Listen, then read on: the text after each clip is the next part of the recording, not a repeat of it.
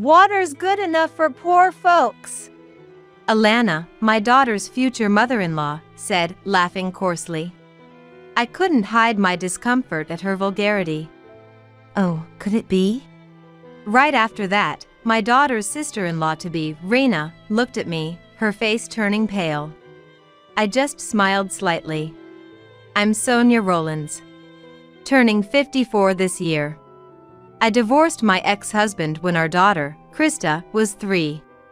The reason for our divorce was irreconcilable differences. He wouldn't work and spent his days drinking. No matter what I said, he never changed. Naturally, our financial situation worsened. I didn't need a family like that, so I decided to divorce him. We divorced without any child support or alimony. Since then, it's been just Christa and me. I was a housewife until the divorce. When I had to raise Christa alone, I started working desperately. I couldn't leave young Christa alone at home, so I initially took on work-from-home jobs to make ends meet. Of course, life was tough. Working from morning till night, the pay was low, leading to constant saving. There were times, a day before payday, when I ran out of money and went without food. Despite the hardships, I managed to raise Christa into adulthood. With Christa becoming a working adult, I found myself with more free time and started dedicating more time to work. Leveraging my experience in simple tasks, I began creating handmade items. This eventually turned into a successful business. There's also been a change in my personal life. Christa got engaged. Not long after Christa started working at her company, she began dating a man named Nicholas. Nicholas is Christa's boss at work and is 5 years her senior. I've seen a photo of Nicholas that Christa showed me. He seemed like a fine young man. It appears Christa has learned from her father's bad example, as Nicholas gives off a serious impression. I'm delighted with the happiness Christa has found. Now, in the latter half of my life, I've decided to live as I please. That was my thought. Then, one day, Mom, I need to talk to you about something. Christa approached me after dinner. It was unusual for Christa to come to me hesitantly like this. While thinking this, I responded to Christa. What's the rush? You seem off. What's going on? Then Christa said to me, modestly, I'm going to marry Nicholas. Really? That's wonderful. Congratulations. Since I haven't actually met Nicholas, I don't know what kind of person he is. I hoped he would be just like the person in the photo. I'm glad you feel that way, Mom. I was worried you might oppose it. Christa seemed relieved that I didn't oppose her decision. Her face clearly showed relief. Then Christa made a suggestion. So, I was hoping you could meet Nicholas this weekend. It seems Christa wanted me to meet Nicholas before they got married. Considering how serious Christa is, she probably wanted to show me Nicholas's face to put me at ease. I nodded strongly towards Christa. All right. I'll meet Nicholas. I want to see what kind of person he is. Mom, Christa said, looking happy. And so, it was decided that Nicholas and I would meet. Sunday of the following weekend. I was waiting at home for Christa and him. It was just before 11 a.m. It wouldn't be long until Christa brought Nicholas over. Then, at that moment, the doorbell rang. Yes. When I opened the door, there stood Christa and Nicholas. Nice to meet you. I'm Nicholas Friedman, engaged to Christa. Nicholas said, greeting me. I felt a bit relieved by Nicholas's politeness. Christa is my precious only daughter. I'm glad her partner is a decent person. Please come in, I said, inviting Christa and Nicholas into the house. Nicholas still seemed like a fine young man after entering our home. He brought famous brand sweets as a gift. and he shared the story of how he and Christa met with a smile. "Nicholas, stop it. You're embarrassing me," Christa said, blushing, addressing Nicholas. Seeing Christa like this felt fresh to me. However, the warm atmosphere changed in the next moment. "By the way, is your father at work today?" Nicholas asked, looking around curiously. His expression was somewhat puzzled. I was taken aback by Nicholas's question. Glancing at Christa, she looked a bit pale. She probably hadn't told Nicholas about being raised by a single mother. Honestly, it was wrong of Christa to keep it a secret. In traditional households, single mothers often face prejudice. I braced myself to explain the situation to Nicholas. "Christa might not have mentioned it, but I'm divorced and a single mother." Nicholas's face, previously smiling, went blank for a moment. "What's wrong?" I asked Nicholas, feeling anxious. Maybe it wasn't good for me to have told him. That's what I thought. But in the next moment, Nicholas was already smiling. "It's nothing, please don't worry," he said, still smiling. "Is that so?" I said, tilting my head, puzzled. Despite being confused by Nicholas's change of expression, I didn't press further. After that, the marriage talks proceeded smoothly. Christa seemed to enjoy planning the wedding, asking, "What kind of dress should I choose? What color do you think is good for me, Mom?" With excitement. "Well, maybe a color you like?" I responded, but couldn't quite feel at ease. I couldn't forget Nicholas's expression from that moment. Nicholas's expression went blank. Perhaps his family has strict views on single parenthood. So, I asked Christa, "What did Nicholas say on the way back that day? About us being a single mother household? Maybe Nicholas is facing opposition to marrying Christa from his parents." I asked, but Christa answered with a puzzled look. "He didn't say anything special?" "Mom, aren't you worrying too much?" Since Christa said that, I couldn't ask any more. However, my bad feeling proved right. It happened one night. "Mom." As soon as Christa returned, she called out my name. Her expression was quite dark, and I asked her in surprise, "Christa, why such a gloomy face? Did something happen?" Even though I asked, Christa remained silent. It was unusual for the optimistic Christa to look so troubled. After a while, Christa hesitantly began to speak. "Actually, it seems Nicholas's family isn't too pleased about our marriage," Christa said, looking sad. "Why?" "Because we're a single mother family. They think Nicholas will struggle because we're poor and from a single parent home." That's an awful thing to say.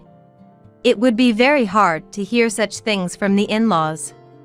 I asked Christa seriously, "Did Nicholas's mother say that?" Christa nodded silently. I was outraged by the turn of events. Just because we're a single mother family doesn't mean they should assume we're poor. We've had our struggles, but now we live a normal life. I work as hard as any man. And then Christa told me something unbelievable. Nicholas's sister also said some things. "Like what?" I asked Christa. "She said we're just after Nicholas's money. That it's impossible for them to accept us as family." Christa answered, looking disheartened. Her face looked incredibly lonely. Christa must have been deeply hurt by these direct comments. It's terrible that they would say such things about me without even meeting me. I can't believe Nicholas's parents. "What did Nicholas say at that time?" I asked Christa. And I remembered Nicholas's expression when he came to our house the other day. Maybe his expressionless face was because he imagined his family's reaction. It seems his family has quite a prejudice against single mothers. I started to worry about the future. Then Christa said, Nicholas defended me. After all, I work at the same company as Nicholas, so there's no way I'd ask for money. I felt relieved. If Nicholas is on your side, that's reassuring.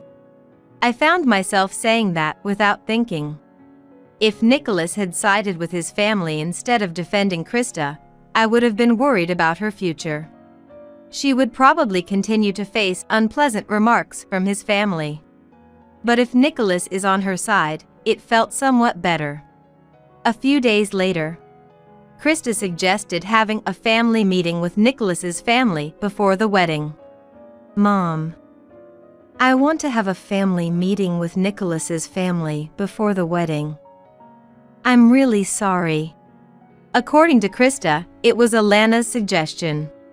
You should greet your fiance's parents at least once.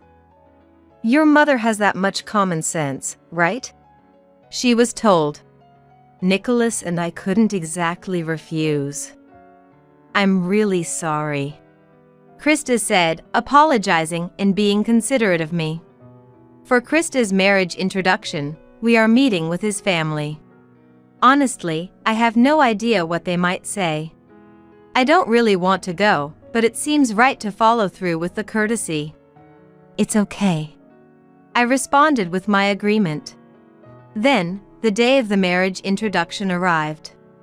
Christa and I went to a restaurant near his parents' house. The reason for a restaurant, as Christa told me, was because Alana had said, "We can't have you in our house when you're not married yet. There's a fine dining restaurant nearby, that will do, won't it?" The restaurant Alana chose charges $300 per person for a course meal. I go there occasionally for business, but hardly ever privately. I was puzzled by Alana's choice of restaurant. It seems Alana had also chosen a cafe near their house for Christa's first greeting to the family. Moreover, Christa ended up paying for Alana's meal as well. According to Alana, it's only natural since you're becoming my son's wife. Apparently, Nicholas reimbursed the meal cost later. Why does Alana act so arrogantly, even though she's the one inviting us for the marriage greeting? I couldn't help but feel uncomfortable.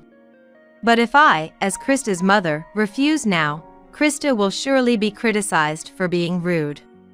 After getting married, Christa might end up feeling uncomfortable. So, reluctantly, I accepted the proposal. Then, I put on light makeup and headed to the designated place.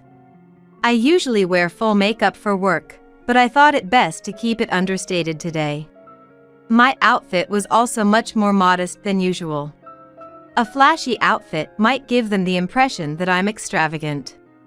Given that we're already being accused of being after Nicholas's money, a modest outfit seemed wise. With these thoughts, Christa and I entered the upscale restaurant and were led by the staff to a private room. Upon opening the door, Nicholas and his family were there. Christa, Sonia, thank you for coming today. Nicholas greeted us politely. Thank you as well for today. I also expressed my gratitude to Nicholas. Then I faced father-in-law Kevin, mother-in-law Lana, and sister-in-law Raina. His parents and Raina smirked unpleasantly and looked down on Christa and me. It was clear at a glance that we were not welcomed by his family. I greeted them with heightened wariness. Thank you for giving us your precious time today. I'm Sonia, Christa's mother. It's a pleasure to meet you. Then Alana said with a nasty smile. I'd rather not have any further association, you know. Mom! Nicholas admonished Alana, but she didn't seem to care. Just being from a single-parent family is problematic enough. You must be struggling with money. Even your clothes are so plain. Alana scrutinized my outfit from top to bottom and said. Then she laughed mockingly. My attempt to dress modestly had backfired. Raina also hurled insults while laughing. You could have married someone decent. Poor Nicholas, stuck with a poor mother and daughter.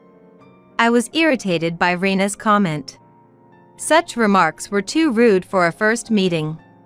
But I couldn't disrupt Christa's marriage. "Excuse me." I reluctantly took my seat. Perhaps because I didn't retort. The in-laws looked at me as if they found me amusing. Christa looked at me with concern. Nicholas seemed a bit angry at his family's lack of manners. His brows were furrowed. Unaware of his demeanor, Alana was in high spirits. "Today, we've reserved a course meal. It's $300. Alana excitedly told Raina. "Really? I'm looking forward to it because the courses here are so expensive. We have to eat a lot." Raina was giddy with excitement. Kevin nodded happily as well. After a while, the staff brought the dishes. It was a colorful array of amuse-bouche. At this restaurant, 3 types of amuse-bouche are served on one plate. They all looked very delicious. But in front of me, there was only water. I was about to call the staff back, but they had already left the room. Only the water was left in front of me, a stark reminder. Nicholas looked at the scene, dumbfounded. Raina, knowing what was happening, laughed mockingly. Christa noticed it too and said with concern, "Mom." Then, in the next moment, Alana laughed nastily. "Poor people are fine with just water," Alana said, laughing crudely. I showed my discomfort at her vulgarity. "What does this mean?" I asked Alana. The in-laws had called us to this restaurant. Yet, they had no intention of hosting us properly. I was quite irritated inside. Alana glanced at me, then laughed as if she was pleased. Even though I was angry, she didn't seem to care. She seemed to enjoy it, actually. "Oh? Not only are you a poor single mother, but are you also stupid? Did you really think someone worthless like you would be welcomed?" Alana hurled insults at me. Kevin nodded as if it was to be expected. "Don't you feel ashamed to be a single parent? A woman who was left by her husband, you're full of flaws. A plain woman like you becomes unnecessary, right?" Kevin said, laughing crudely.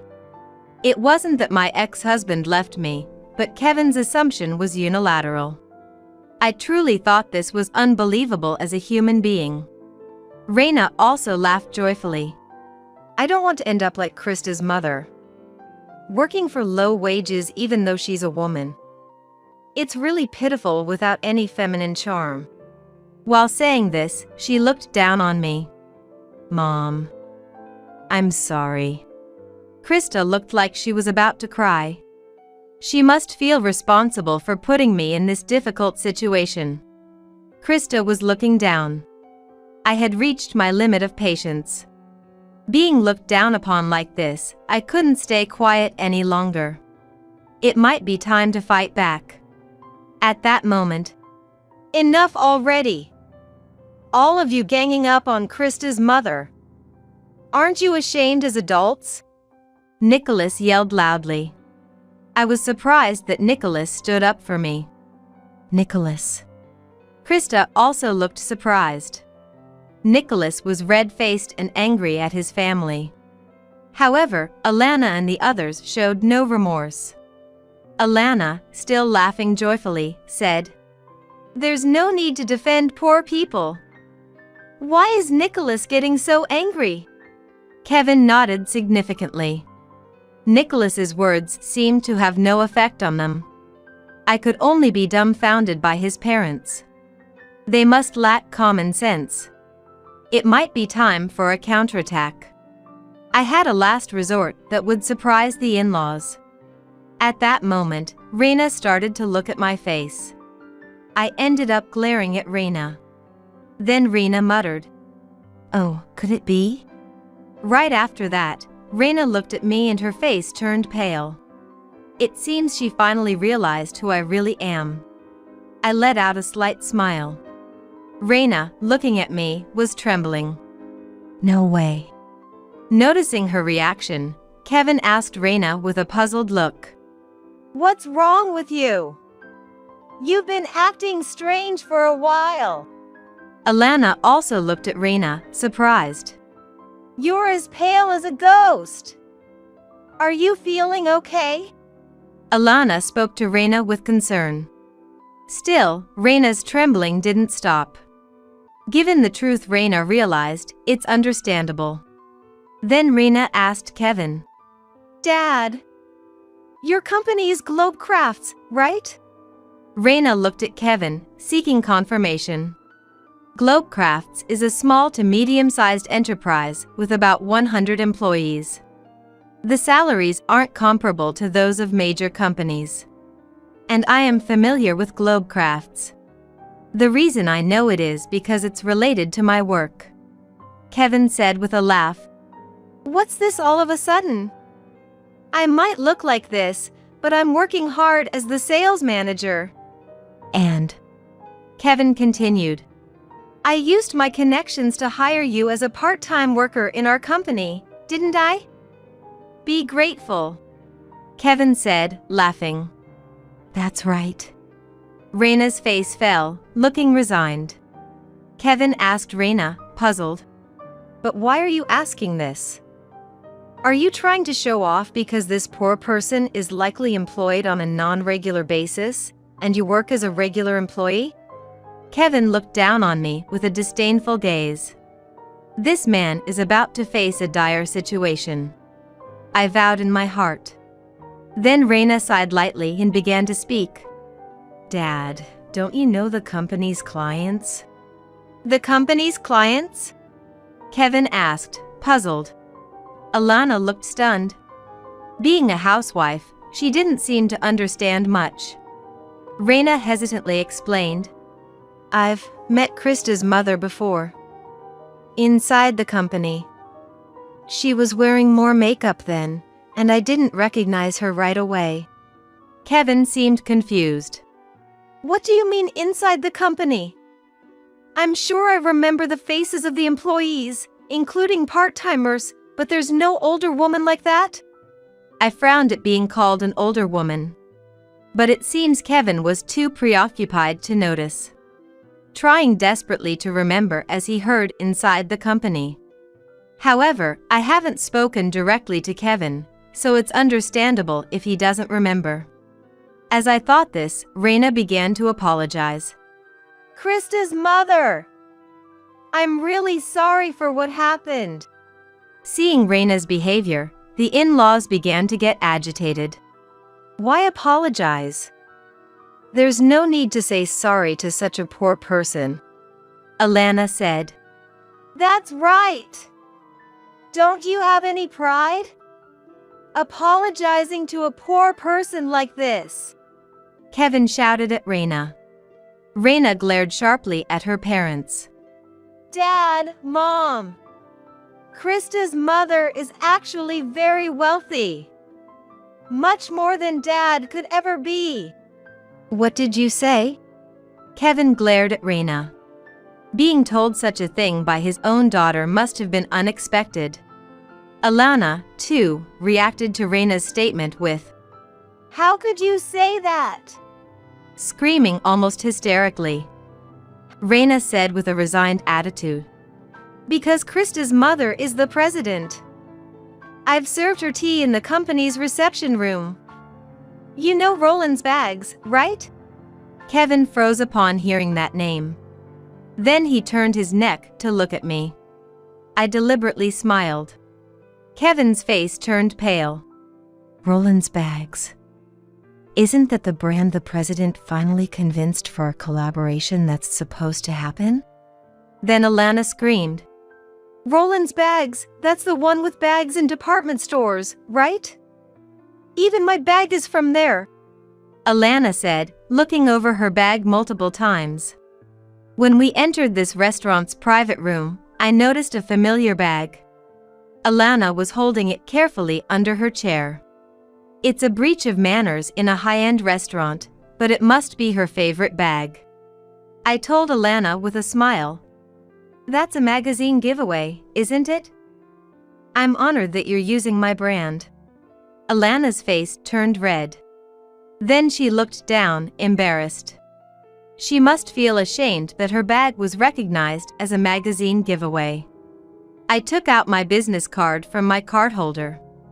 I am Sonia Rolands, the representative of Rolands Bags. The in-laws scrutinized the business card carefully. To think you were actually the president. Kevin was trembling as he looked at the business card. Alana looked incredulous. I watched the two staring silently at the business card and said, "We were supposed to collaborate with Globecrafts, but it seems like that collaboration won't be possible anymore. Such a shame." Hearing this, Kevin looked disturbed. Why? That collaboration is the most important project the president has been working on. If we cancel it, our company will, Kevin said, trembling with fear. "What's going on?" Alana asked Kevin, confused. The truth is, Globecrafts is in a precarious financial situation. Compared to the past, fewer people are making handmade items. When I was young, my mother used to sew everything by hand. But now, cheap ready-made products are abundant, probably a sign of the times. Globecrafts has been hit hard by this trend, with sales declining year by year. When Globecrafts' president proposed the collaboration, he mentioned it was a strategy to turn around the company's dire situation. However, I have collaborated with many famous brands. So, honestly, I wasn't very interested in collaborating with a small to medium-sized enterprise like Globecrafts. Initially, I declined the president's proposal, but eventually, I was persuaded by his enthusiasm and agreed. We decided to collaborate with Globecrafts to make bags. But now, that's a thing of the past. Kevin was trembling. He must be terrified of what's to come. Ignoring Kevin, I quietly said, "The collaboration with Globecrafts didn't seem to offer much benefit. I was just moved by the president's enthusiasm. But a company that looks down on Christa." I stared at Kevin with a cold gaze. Kevin was sweating under my stare. Then, in the next moment, he apologized to me. "What?" While Alana was confused by Kevin's apology, he desperately sought my forgiveness. Christa and Nicholas were also surprised by Kevin's apology. "I'm truly sorry." Kevin is apologizing, clearly not caring about how it looks. To me, Kevin's apology doesn't resonate at all. After all, an apology that comes only after he realizes my position is just to protect himself. There's no genuine remorse there. I spoke with a chillingly cold voice. "An apology now? After you've looked down on Christa and me all this time? To think that an apology would suffice after all this." Kevin's mindset must be overly optimistic. Then, realizing that his apology wouldn't turn the situation around, Kevin quickly stood up. It was merely a performance after all. Alana, looking bewildered at me, said, "We're going to be family, so you'll forgive us, right?" She said that flippantly, looking at me. Then Alana continued, "I'm a big fan of Rolands Bags. Since we're family, I'll get some products for free, right?" Alana looked at me with hopeful eyes. I was so appalled that I couldn't say anything. "Mom, that's too convenient," Nicholas said, frowning and sternly admonishing her. Even for Alana, that comment was too far beyond the pale. But Alana, seemingly not understanding, said, "Why not? There must be plenty of stock, right? It wouldn't hurt to give away a few." Getting into a worse mood, Kevin and Raina looked at Alana with dismay. I told Alana, "Our products are not free to give away. After all, you are strangers to us." Alana looked frustrated at my words. "Christa and our Nicholas are getting married, right? So we are family. A family should provide financial support." You're the president after all. Alana said this with a straight face. After all the disdainful poor-calling, this was her attitude. She clearly had no remorse. Nicholas finally lost his patience with Alana's attitude. Mom, you change your attitude just because you found out Christa's mom is the president? Aren't you ashamed? Nicholas, his face red, reproached Alana. But Alana, unfazed, laughed it off. It doesn't matter. A president must have more money than they know what to do with, right? Share a little with us, I quietly told Alana. Even if Christa and Nicholas get married, I have no intention of forming any ties with you. Alana, surprised, tried to cozy up to me. Don't say that. Once Nicholas gets married, we'll be family anyway, so giving away a bag or two. Alana was infuriating. As I was about to retort, Nicholas stepped between Alana and me. Nicholas. When I asked, Nicholas looked troubled. I knew Sonia was the president. And I kept silent, knowing my parents would bother Sonia if they found out. Kevin looked regretful at Nicholas's confession. You knew? If you had told me, I would have. If you had known, you'd act just like Mom, right? Nicholas looked at Kevin with a cold gaze. How dare you speak to your parents like that? Keep this up, and you're disowned. Kevin shouted at Nicholas. Christa was puzzled by their exchange. Nicholas sighed and declared, I'm fine with being disowned. I'll sever ties with you all. Why would you say such a thing? After all we've done to raise you. Alana, shaken, spoke to Nicholas. Kevin and Raina, stunned, stared at Nicholas. They hadn't expected him to say he'd cut ties. I want to cherish Christa going forward. I don't need a family that disregards Christa and Sonia. Nicholas!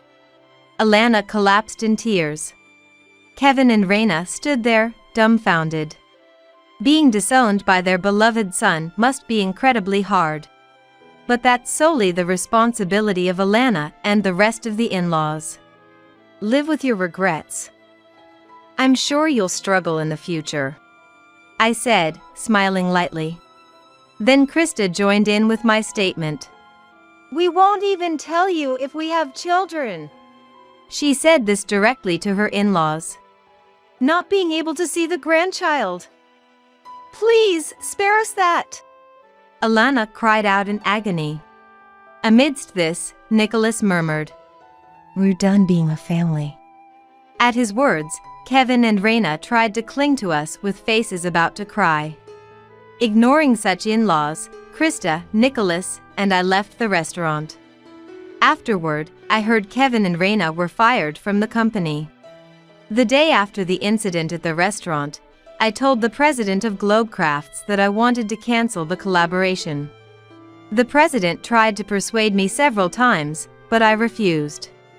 I cannot collaborate with a company that harbors individuals capable of such disdain. While I sympathized with the president's desire to save his company, I couldn't support a company that employed Kevin and his ilk. I explained the situation to the president. Then the president became furious.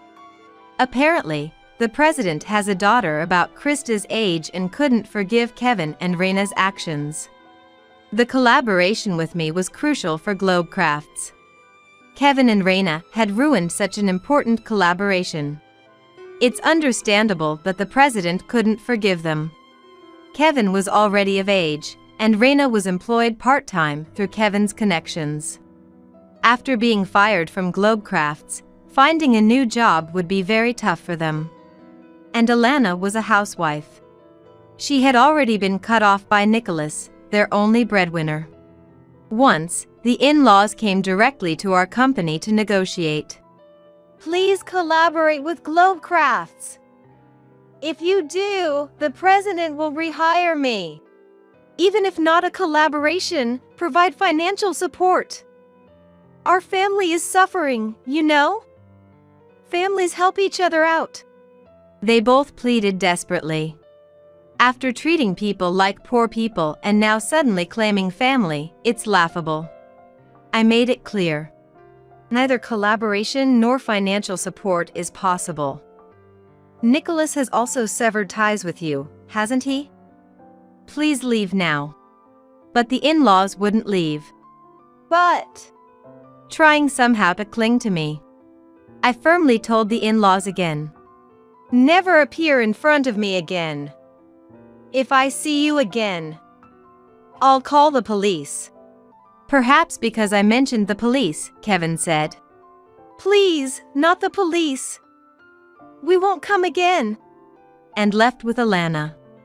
The in-laws' clothes were dirty. They probably weren't living well. They who had once scorned others as poor. It's purely their own fault. Apparently, Raina has since lived almost entirely shut in. Struggling to find a job and unlikely to marry. Despairing about the future, Raina barely leaves her room. Her future seems to hold nothing but despair. 3 years have passed since then. Now, Christa, Nicholas, and I live together. Ideally, as newlyweds, Christa and Nicholas should live alone. But Nicholas said, I think it's safer for Christa if she's with you in case of anything. And they decided to live with me. Nicholas, busy with work, often helps with household chores alongside Christa. I'm truly grateful. And a significant change has occurred for the three of us.